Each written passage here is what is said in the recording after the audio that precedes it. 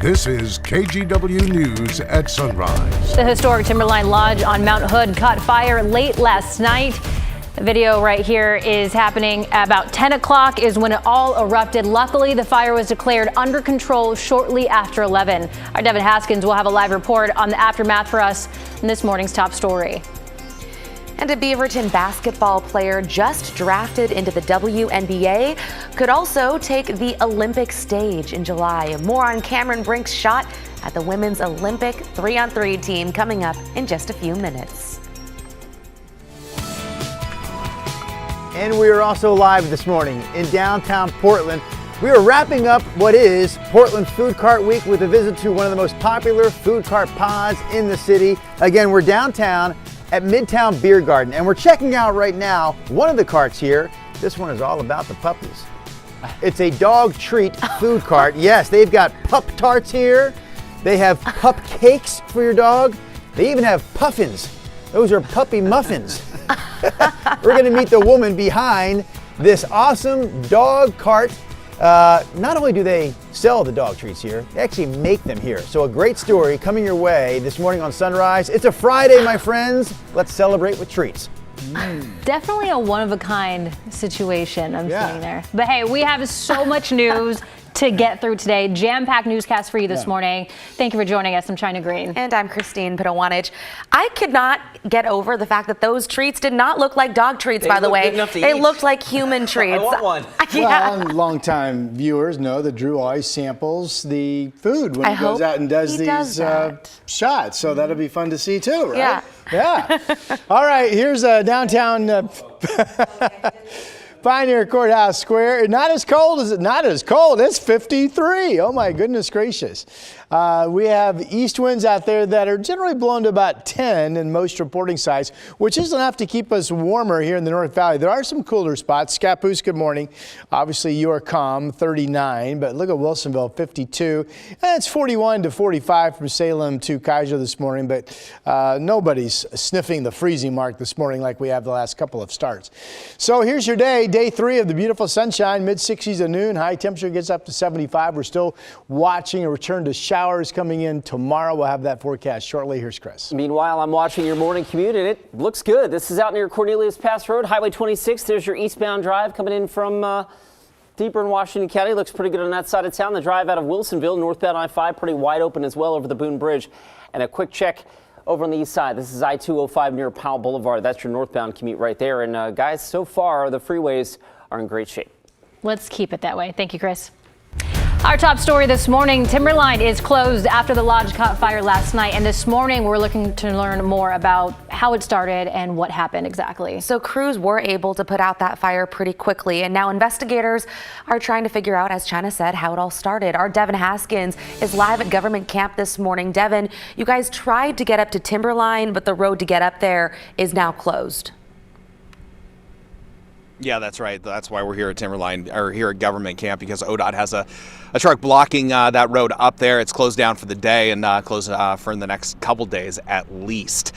So managers at Timberline say that there was a lot of water damage within the lobby of the hotel yesterday. They had teams working to preserve some of the historic items inside, remove some of the artwork after this fire started about 9:30 last night. And as you said at the top of the show, it was quickly put out by about 11.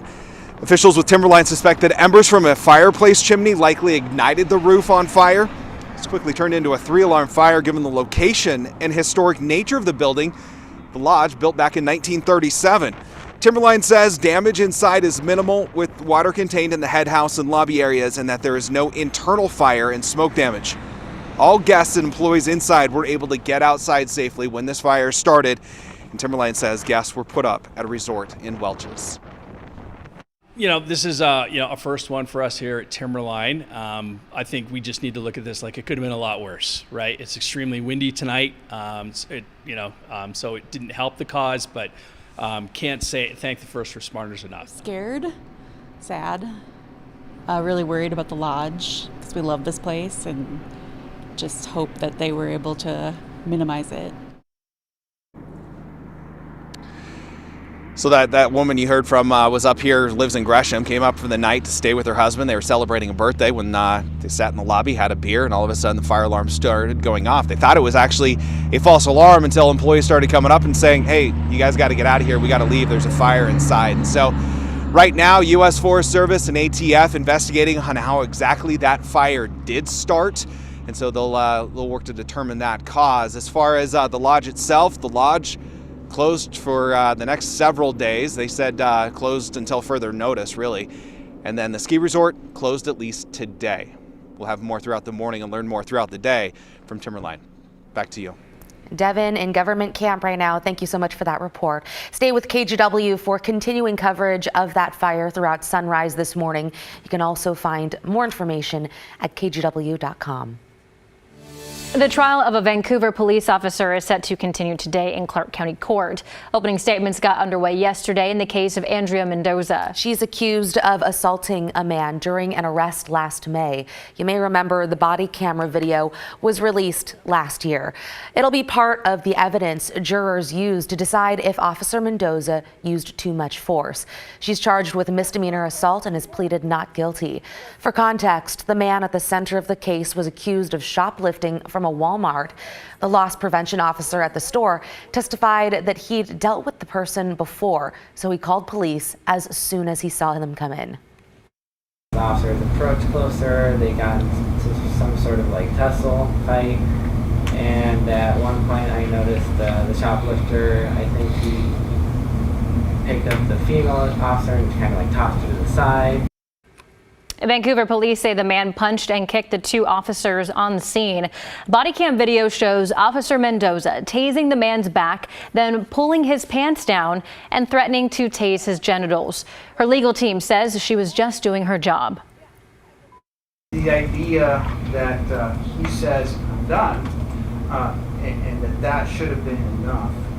You'll see that he had already said, I'm done previously, and then continued to fight, continued to try to escape. This case is about the unlawful use of force. It's about the force that's necessary to effectuate an arrest, and it's about when that force crosses the line and crosses into an assault. That was the prosecutor who says Officer Mendoza used more force than was necessary. Mendoza is still employed by the city of Vancouver but is on administrative leave. Her trial will continue later today. Stay with KGW for updates. The Federal Justice Department has just announced an expanded effort to fight carjackings. The effort includes new task forces in 7 states, including Oregon and Washington. U.S. attorneys' offices will lead the effort and will look to prosecute some cases at the federal level. Federal officials say this builds on efforts in places like Chicago and Philadelphia, where similar task forces have reduced carjackings by roughly 30%.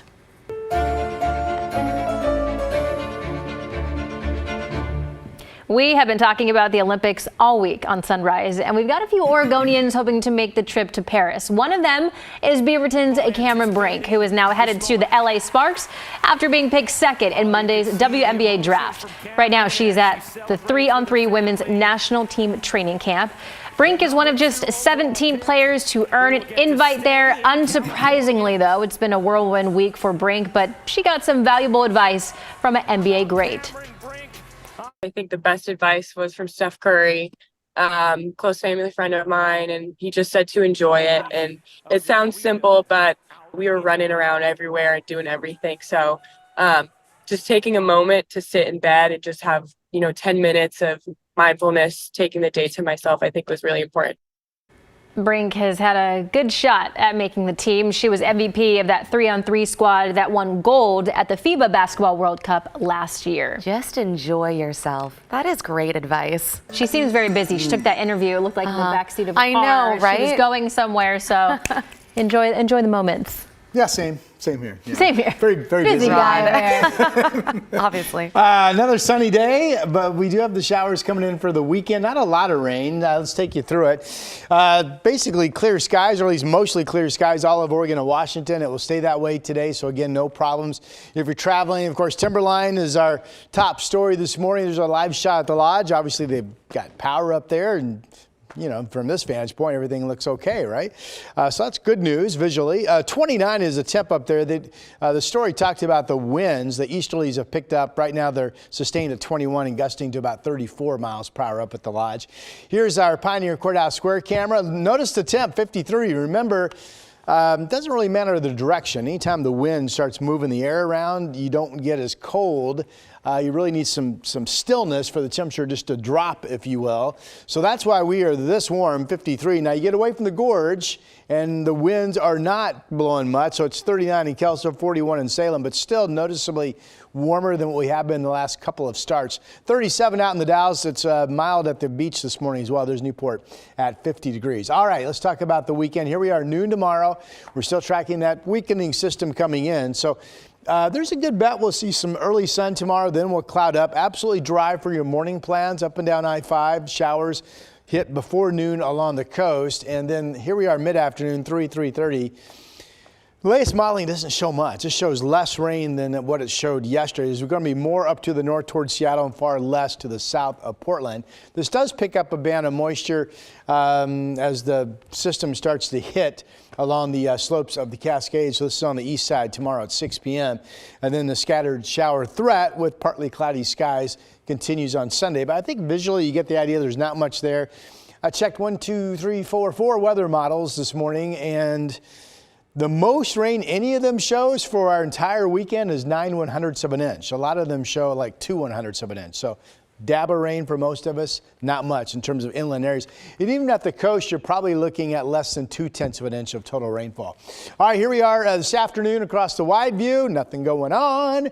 And then I want you to notice here's 5 p.m., rain on the west side.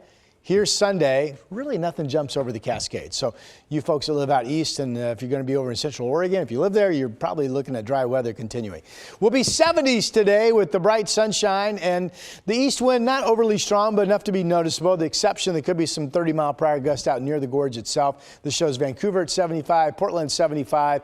Tomorrow, still pretty comfortable, 66, and even Sunday, we will be cooler, but I still think we hop up into the 60s. Nice Monday. I've taken the rain chance out of Tuesday. There are the showers on Wednesday into Thursday.